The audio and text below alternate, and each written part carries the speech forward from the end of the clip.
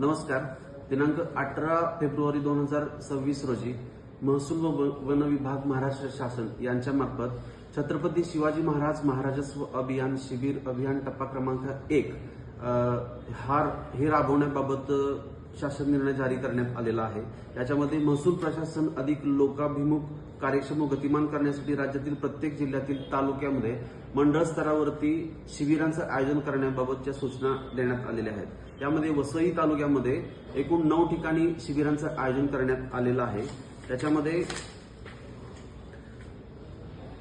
महसूल विभागामार्फत एकूण 15 प्रकारच्या ज्या सेवा आहेत त्या एकाच ठिकाणी त्या शिबिरामध्ये दिल्या जाणार आहेत. जसे की महसूल विभागाचे प्रलंबित फेरफार, 7/12 उतार्यामधील चुकांची दुरुस्ती, डिजिटल 7/12 वाटप करणे, 8 उतार्यांचे वाटप, उत्पन्न रहिवासी व जातीचे प्रमाणपत्र देणे, नॉन क्रिमिनल प्रमाणपत्र देणे, सनद प्रक्रियेची माहिती देणे, विद्यार्थ्यांसाठी दाखल्यांचे वाटप करणे, सामाजिक अर्थसहाय्य योजनांचे लाभ मंजूर करणे, अकृषिक तरतुदींबाबत मार्गदर्शन व सुधारणा, तुकडेबंदी कायद्याच्या उल्लंघनाबाबतच्या प्रकरणांचा निपटारा करणे, पाणंद रस्त्याच्या प्रशासकीय मान्यतेचा आदेश जारी करणे, घरांसाठी पट्टे वाटप व ई मोजणी अर्ज करणे, ॲग्रिस्टॅक आणि पीएम किसानची नोंदणी करणे, कमी जास्त पत्रके, भूसंपादन इत्यादी नोंदी घेणे.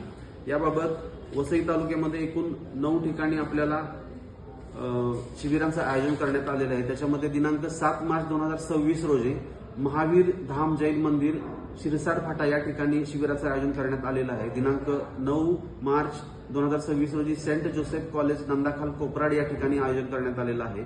14 मार्च 2026 रोजी अण्णासाहेब वर्तक स्मारक विद्यामंदिर विरार पूर्व या ठिकाणी, 16 मार्च 2026 रोजी विश्वकर्मा हॉल नवगर वसई पश्चिम या ठिकाणी, 10 एप्रिल 2026 रोजी तलाठी व मंडलाधिकारी कार्यालय निर्मळ या ठिकाणी, 13 एप्रिल 26 रोजी जैन मंदिर पोमन या ठिकाणी, 17 एप्रिल 2026 रोजी MG परोळेकर हायस्कूल वसई या ठिकाणी, दिनांक 8 मे 2026 रोजी मदर मेरी हायस्कूल आचोळ या ठिकाणी, तर 15 मे 2026 रोजी ग्राम महसूल अधिकारी कार्यालय उंबराळे या ठिकाणी.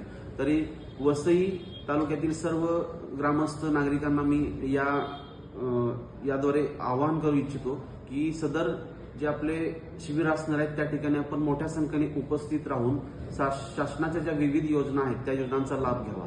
धन्यवाद.